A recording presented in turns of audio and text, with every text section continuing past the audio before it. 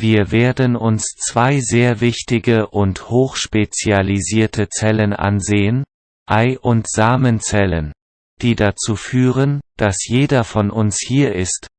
Daher sind sie so entscheidend, dass die weiblichen Geschlechtszellen als OVA oder Eizellen oder Eizelle bekannt sind, die männlichen Geschlechtszellen sind als Spermien bekannt.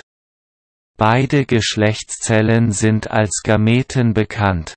Gameten sind Fortpflanzungszellen eines Organismus. Sie haben die Hälfte der genetischen Information aller unserer anderen Körperzellen und sind daher als haploide Menschen bekannt. Sie haben 23 Chromosomen und die meisten der Zellen in unserem Jeder Körper hat 2 von jedem, also 23 Chromosomenpaare. Macht insgesamt 46, eines von unserer Mutter und eines von unserem Vater, aber Gameten. Also haben die Spermien oder Eizellen nur eine von jeder und welche, ob es von der Mutter oder dem Vater ist zufällig. Das bedeutet, dass jeder unserer Gameten je nach Chromosomenmischung unterschiedlich sein kann. Obwohl die Eizelle und die Samenzelle diese sehr wichtige Ähnlichkeit von nur 23 Chromosomen haben, sind sie auf den ersten Blick sehr unterschiedliche Zellen. Sie sind sehr unterschiedlich in der Größe a. Menschliche Eizelle ist kugelförmig und etwa 130 Mikrometer im Durchmesser.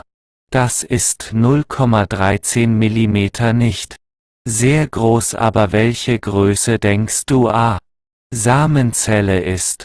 Schauen Sie sich dieses Eizellenwesen an.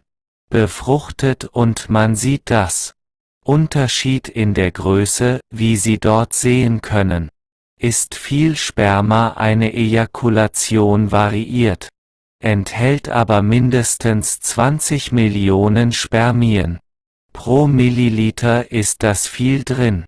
Vergleich im Durchschnitt eine Frau freigibt. Nur ein Ei pro Monat ist der Grund dafür.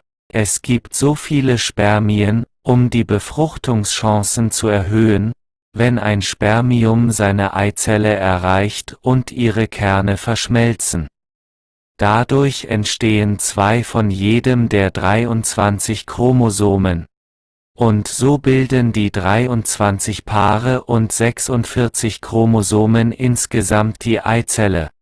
Weil sie groß ist, es wird ein neuer Mensch und ist daher vollgepackt mit Zellorganellen, die es ihm ermöglichen, neue Energie zu erzeugen und die Spermien zu teilen, wiederum nur an seinem Kern weitergeben die Zellteile, die Energie produzieren und auch die Zellkern. Das Spermium braucht viel Energie, um sich fortzubewegen. Wie man sieht, gibt es einen Schwanz, den es auch nutzt. Die Eizelle, das Spermium hat eine lange Reise, während sich die Eizelle nicht bewegt. Man sieht auch die Kappe direkt am oben auf dem Spermium, das Akrosom genannt wird und spezielle Enzyme enthält.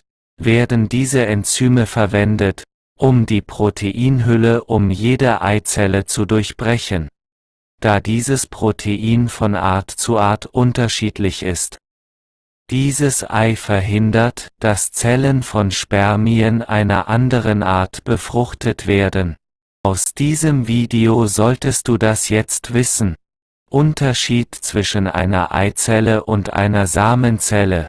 Die Eizelle ist viel größer, bewegt sich und enthält Organellen, die für die Entwicklung der befruchteten Eizelle zu einem Embryo und zu einem neuen menschlichen Samen benötigt werden. Samenzellen sind viel kleiner und rotieren und es gibt Millionen von ihnen, die sie nur passieren auf ihrem Kern und können daher klein sein. Und vor allem sollten Sie jetzt wissen, dass Gameten, also Ei- und Samenzellen, jeweils nur 23 Chromosomen enthalten. Dies wird als Haploid bezeichnet. Wenn das Ei von einer Samenzelle befruchtet wird, die 23 Chromosomen von jedem Paar auf die geben. Normal eingesetzte Mengen von 23 Paar. 46 Chromosomen.